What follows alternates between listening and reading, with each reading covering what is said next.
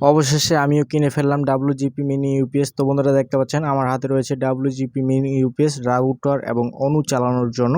এই গরমে রাউটার এবং অনু আসলে চলতেছে না, কারণ ঘন ঘন কারেন্ট চলে যাচ্ছে, রাউটার আসলে বন্ধ হয়ে থাকতেছে। তো তার জন্য আমি আসলে বিবেচনা করলাম যে আমাকে একটা মিনি ইউপিএস নিতে হবে। তো বাজারে অনেক খোঁজাখুঁজির পর এই মিনি ইউপিএসটা আসলে অনেক রিভিউ দেখার পর আমি আসলে পারচেস করছি। পারচেস করার পর এখন আপনাদেরকে এটা খুলে দেখাবো যে এর ভিতরে আসলে কি কি থাকে, এবং আপনারা এটা যদি নেন কিভাবে সেট করবেন, এবং আসলে এর চার্জ ব্যাকআপ কতটুকু আসলে সেটিও আমি আপনাদেরকে দেখানোর চেষ্টা করব।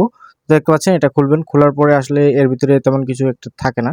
তো দেখতে পাচ্ছেন এর সাথে কিন্তু আমি চার্জার আশা করছিলাম যে একটা অ্যাডাপ্টার পাবো, বাট কিন্তু অ্যাডাপ্টার এখানে দেয়নি তারা। তো এখানে রয়েছে কেবল রয়েছে, আর রয়েছে যে ইউপিএস, এবং এখানে ইউজার ম্যানুয়াল রয়েছে। দেখতে পাচ্ছেন ইউজার ম্যানুয়াল কিভাবে এটা ব্যবহার করতে হবে, এটা এখানে গাইডলাইন দেওয়া রয়েছে।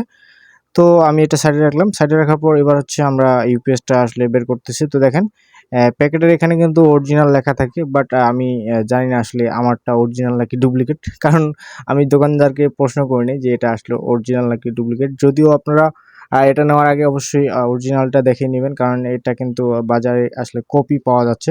তো দেখতে পাচ্ছেন এটা আসলে পাওয়ার বাটনটা ট্যাপ করে ধরে রাখলে আসলে ইউপিএসটা অন হয়ে যাবে। তো এটা হচ্ছে দেখতে পাচ্ছেন 4টা ইন্ডিকেটর লাইট রয়েছে, মানে 4টা ব্যাটারি এখানে সিগন্যাল দেখাবে যে আসলে কোন ব্যাটারি কত পার্সেন্ট। দেখতে পাচ্ছেন এখানে 4টা মধ্যে 3টা বাতি জ্বলতেছে, 4টার মধ্যে 3টা বাতি জ্বলতেছে, মানে একটাতে 3% চার্জ রয়েছে আর কি, আমার যতটুকু ধারণা। তো দেখতে পাচ্ছেন ডিজাইনটা ঠিক এরকমই, তো সাদা মাটা ডিজাইন, এবং এখানে রয়েছে ইনপুট, মানে এখানে আপনি 12 ভোল্টের লাইন সংযোগ দিবেন অ্যাডাপ্টার দিয়ে। এপাশে আপনি আসলে আউট পেয়ে যাবেন হচ্ছে 12 ভোল্ট, এবং 9 ভোল্টের একটা অনু আপনি এখান থেকে আউটপুট নিতে পারবেন, এবং 5 ভোল্ট আপনি এখান থেকে ইনপুট নিতে পারবেন। তো দেখতে পাচ্ছেন এখানে এই যে WGP স্ক্যান করুন অরিজিনাল, এই স্টিকারটা আসলে প্রতিটা ইয়াতেই থাকে, বাট আসলে কোনটা অরিজিনাল কোনটা ডুপ্লিকেট বোঝা খুব মুশকিল। তারপর আমি দেখে শুনে ভালোটা নেওয়ার চেষ্টা করছি। তো দেখতে পাচ্ছেন এখানে কিন্তু 3টা কেবল রয়েছে আউটপুটের জন্য, 12, 9 এবং 5 ভোল্ট।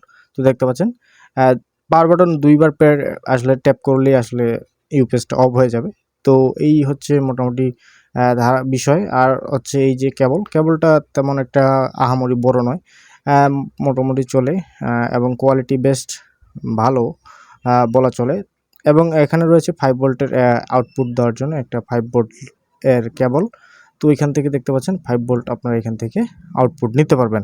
তো এই হলো আসলে সাদামাটা আনবক্সিং। আমার হচ্ছে আনবক্সিংটা সাদামাটা, খুবই সাদামাটা, এবং দেখতে পাচ্ছেন আমি আসলে বারবার দেখতেছি যে আসলে এটা অরিজিনাল নাকি ডুপ্লিকেট চেনার একটু চেষ্টা করতেছি, বাট এখানে চেনার কোনো উপায় নেই যে আসলে এটা অরিজিনাল নাকি ডুপ্লিকেট।